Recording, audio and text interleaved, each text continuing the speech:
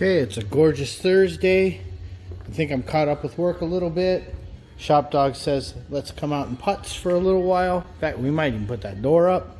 My goal tonight is to get that starter wired up for power into the cab and for the solenoid with that tube, and get that ground on.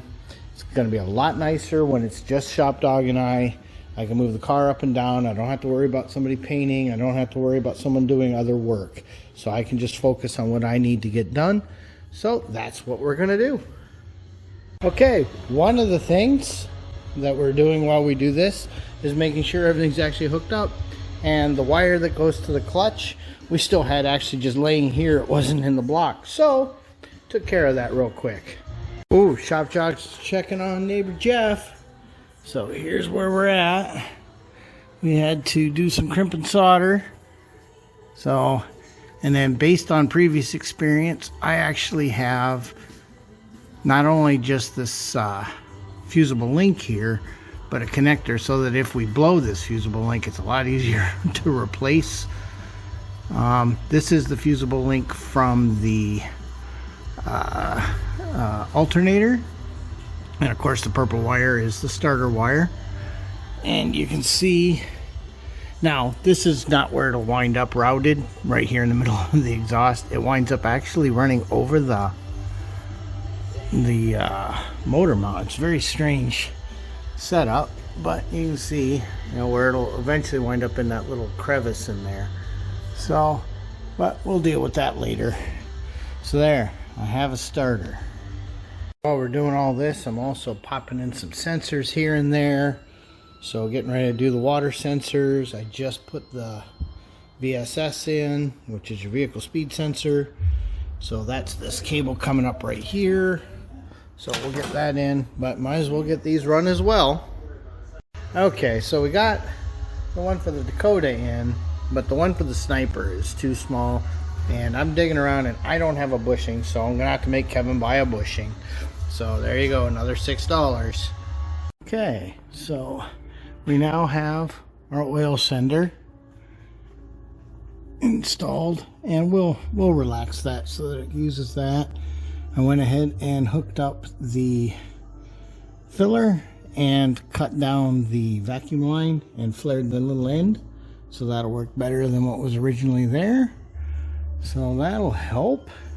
Now we're going to drop the car back down and route the temp sender for the Dakota.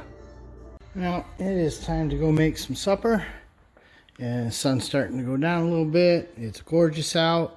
Gonna have a cocktail, sit with my wife, but I'm happy to at least have the starter hooked up now. And you can see where this is coming up. Well, maybe you guys can see it, maybe you can't. So see, that's, and then I think I'm going to attach it and then, well, down on the frame and then bring it up, and it winds up here. So yeah, this is going to come out really nice, I think. I think I'm going to be very happy with this setup. So with that being said, I guess at this point, thanks for watching. I appreciate your time. And we'll see you later. Welcome back to another Pontiac video, or the rest of this one, because I didn't post the other day, so it's just going to be a longer video. So diesel is up. I was just raking the fire, getting that going. So diesel's up, and astute viewers may also notice another orange car in the shop. So maybe I do videos on that, I'm not sure. So now that you've watched the video, you already know what I did the other night. Oh yeah, secondary orange car. But Diesel doesn't know, so I'm going to show him and get him kind of caught up, and we'll be back. Okay, during show and tell, something came up that was too good to not share. So tell us about your Evil Bay experience. So, found on eBay a beautiful set of used headlight bezels. They were very reasonably priced, no pitting on them. I think Pix found something really minor. Yeah, that one right there. And it came with all of the original factory hardware as well, which was really nice. It was quite the find. The guy sent me a nice email, so I was going to take a photo and send it back to him on eBay. That was exciting. And those can go on. There's no reason not to at this point. We know the headlights work. Oh, look how nice. Yeah, see? Just one step towards chrome bumpers. One step towards chrome. It'll be a little while. Those chrome bumpers are expensive. No, and unfortunately he had ordered another tube, and with what we're doing, it's not going to work. What I think we're going to wind up doing is using this elbow to some point, and then putting a barrel in there with some clamps, and then running straight hose over to that 90. I don't see a better solution at this stage, so we'll get there. That's not critical at this point. One of the things that I do feel is critical is with what I've been doing with the wiring, we really need to put the sniper on there now. I need to start integrating that harness as well. And we should probably go ahead and get these built and capped off. That might be where we start today. Okay, so it's going to take the two of us, but what I'm going to do is I'm going to pop these caps. They're under pressure. They're going to go, psh, you know, so that'll be what it is. I'm going to place that. We're going to get this marked and cut, and then we will get our little clamp out, and I'll show you. It's not ideal. I mean, it's better in the bench, but with the way this is, we can't do it that way. So I'll show you how we do it. And these are the best tools for cutting hose that I've ever used. It's basically a guillotine style razor blade. So you can see I've got that one placed, and now I'll get the hose where it naturally wants to lay, and then we'll cut it so that it matches right here. Be right back. Okay, so you can see we've got it sitting here. Somebody's supporting it. We're just going to hold that ever so gently get that lined up. Well, no, I need something to react against. Okay. Okay, make sure. Okay, slide her forward a little bit, Jeff. So we're a little closer to the end. Okay. And then we just keep snugging it down. Hopefully, you're not just only seeing my arm. Yeah, we're only seeing your arm. Well, that happens. There we go. And like a lot of things in life, you will know when that's snug. That's right, nothing quite like a sideways video. We're edgy. Kind of like the old Batman series. Pow. Pow, bang. Wow, what are you doing? I'm just trying you to are get the worst cameraman I've ever seen. Trying to get a good camera shot. Why didn't you take it out of the tripod instead of banging up the car? That's all right. We got a good shot now. Okay, well, right here, it's starting to get really snug. Right there, the tool itself is bottomed. Therefore, we know we've got a full crimp. And oddly enough, okay, well, our terrible cameraman has jinxed us. That's okay. As you can see, now all that needs is... So now, I will put its O-ring on, put a little drop of the pag oil on it, and that will work. So, let's get the correct O-ring. Slide her down. We have an open little tiny bottle of pag oil here. And like most O-rings, you know, whatever you're sealing against is usually a great lube. So if it seals against tranny fluid, use tranny fluid. Now, and then we pointed this the direction we did for a reason, because once this one's here, if this was going straight up, you'd never be able to put your fitting on it. You know, for your gauges. Okay, so you can see we've got it so it's not pinching here, it's not pinching here, it's nice and relaxed. We might even put one clamp there, we haven't decided yet. For now, just going to kind of get her on there by hand, and we're going to go ahead and line that one up. And for that one, I believe we were planning to use that one, or it might be this one. I think we were worried with the 45 that we might have a hood issue. So let's take a look. So now that we have vented this, see if we do this guy. Yeah, that's not going to work out the way we had hoped. So we probably are better off with the 90 on this one. So kind of get it pointed the direction it would naturally want to be. Don't put it under stress if you don't have to.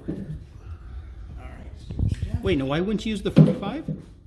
The 45 came up like this, so the hose wanted to come up towards the hood and back down. Oh, got it. Which is not ideal. So, if we do that, that works pretty nice. Also, cut it about 1/8 an inch longer than you think you need. It goes deeper into that fitting than you think it does. And this is a number 10 hose, so it's got some heft to it. Okay.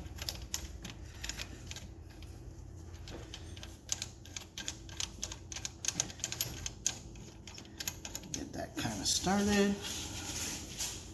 And yeah, I think that's going to relax down really nice. So we're going to go ahead and pop this off. Put the number 10 dies in the tool. All right, pull that back out so we've got it lined up where we want it. I'll show you how to change the dies real quick. Easy for the shop dog. All right. Oh, that's right. We're not too worried about, the tools or anything. Oh, where's the tools?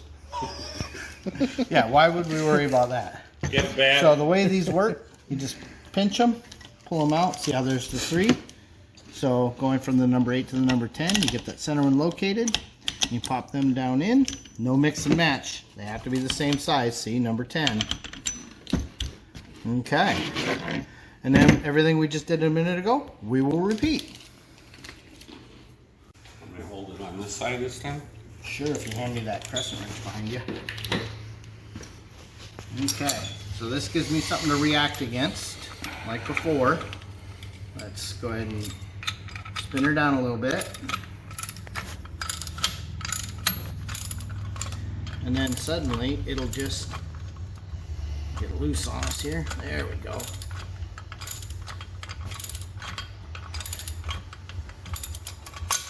Try not to punch Jeff in the face with the tool. In fact, maybe I should pull against this side. So we swap sides a little bit with our ancient Chinese torture tool here. Okay. Now, number 10 is obviously a little harder than number 8 or number 6, but you really want a complete crush. That's the only thing that holds the barrier hose, is this being crushed. There's no barb inside or anything. Okay, so she just bottomed. Pull her back out. And as we saw before, out is way easier than in. Well, just get her enough, pop the pin. Okay.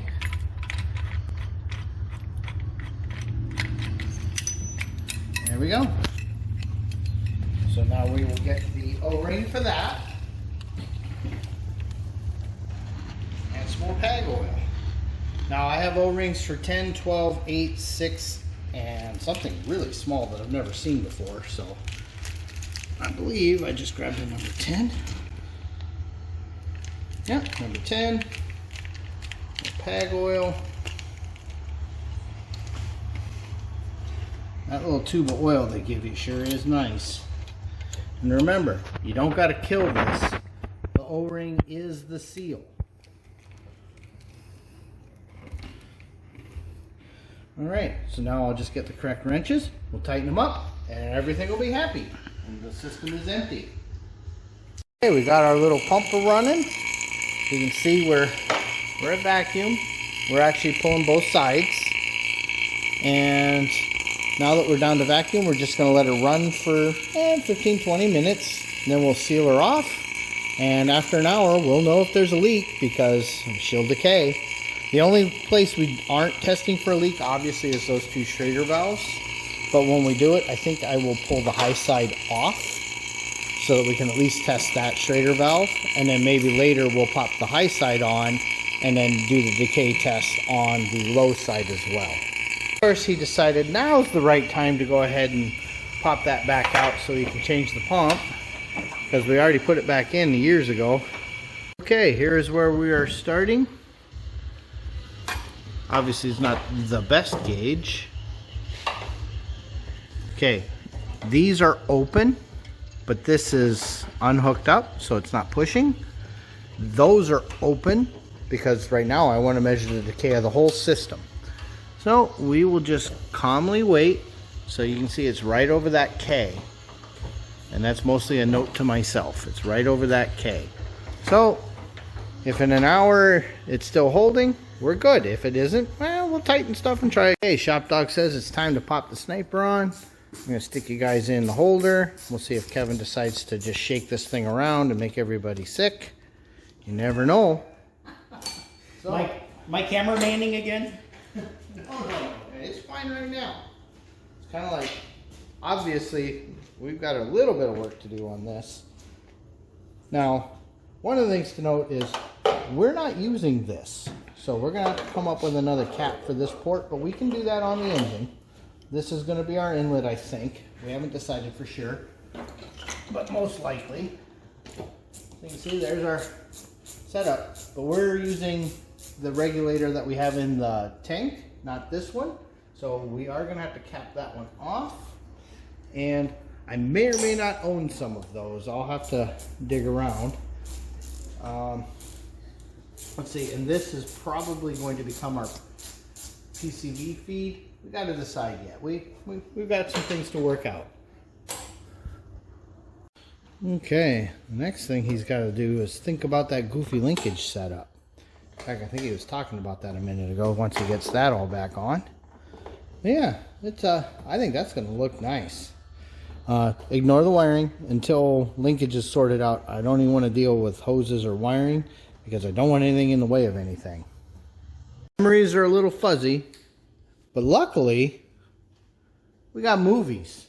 So one of the beauties of taking all these videos that nobody's really watching is the fact that then we can go, oh, that's how that went. Because let's face it, we're old and don't remember. Okay, so it's been a little while. Looks like we're probably doing okay here. So we've got that sitting there. We've got to plug in the cart for that. I've got some bushings in the cart for that. Kevin's cleaning up and painting his linkage. The next thing I got to do is see if I can find, I got a bag of these little balls and things here somewhere, but it might be at Harlan's house. We'll see. Okay, it held and held and held, and we even tested to make sure that our hoses were all sealed off. So we went ahead and popped her off because, yeah, she holds vacuum, no problem at all now. Whatever I tightened before, because I don't know if it was on camera, but we did have a very slow decay.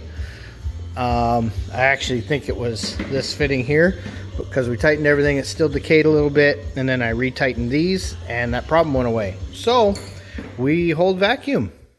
Okay, we're under here. Okay, we just hooked up the power steering the way we think she was hooked up. So next time she's down, we'll see if we can get her lined up here. I do seem to recall it was, you know, not the tidiest setup because it's aftermarket stuff, and we all know how that goes. But he's getting ready now that we're down to go ahead and pop the exhaust studs in since we're here, and you might as well now. Okay, so he's still fighting the fun fight over here. That one's really interesting to get at. This one wasn't too bad at all. So those are ready. Okay, so we just hooked that up. He's getting ready to try it. We may or may not have to lengthen something or adjust something. But here's that crazy setup. So see, he's got a bell crank coming off the accelerator, coming up. Okay, mat it. All right, let's see. Oh, that looks pretty matted. You're not getting any more. And that's down. Does that feel comfortable? It'd be nice if there's a little spring on it.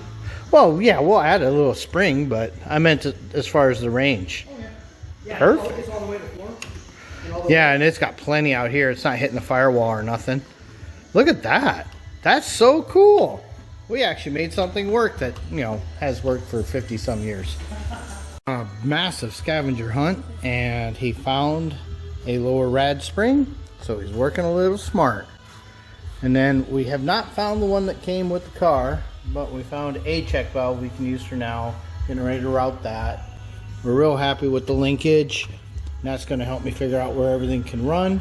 So the next thing I'm doing is hooking up vacuum lines and everything so that we know where everybody's going. Look at that. Got a little bling on there.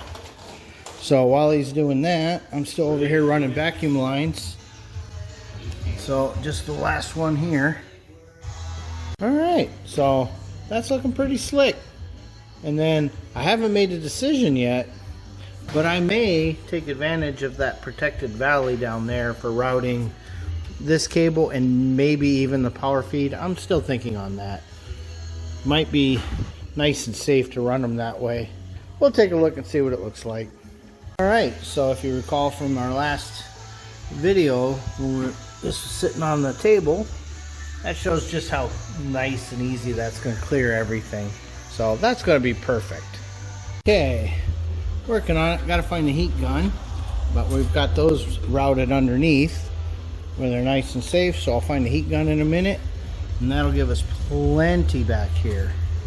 So now the car's coming up.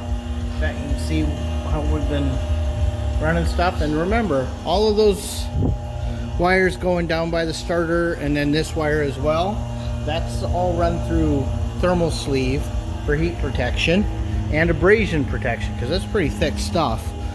So we are surprised just how much of the tranny we can see. We'd forgotten about that, but that's great because it means we can reach stuff. So now he started kind of monkeying and fighting the lines, and he's like, I better do the transmission side first. And I agree with him.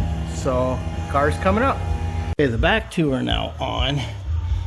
You know, they're, you know, like most things, they're pretty close. We'll get them better. Carl's dropped by to visit. He brought a car for us to look at. And this is kind of where we're at. We got a lot of little ends taken care of today. It's kind of nice to have some of the hoses and lines going back together. Just got to get the alternator feed on. And then finish some of this back here. And now that the sniper's on here, I can start dumping that and building that harness and integrating that. If you recall from down below, I've got that harness all laying down there. A lot of that goes into the HEI and into the sniper. So we will get those. And I would like all of that to kind of be back there on that hanger back there. So we'll see. We'll see if we can use that stock hanger. I really like it. We did remember to put in all of our ground straps now. So that one is finally on because the engine's in. That one's in. We've got this one here, and I believe there's one on that side as well. So we should be pretty good for ground.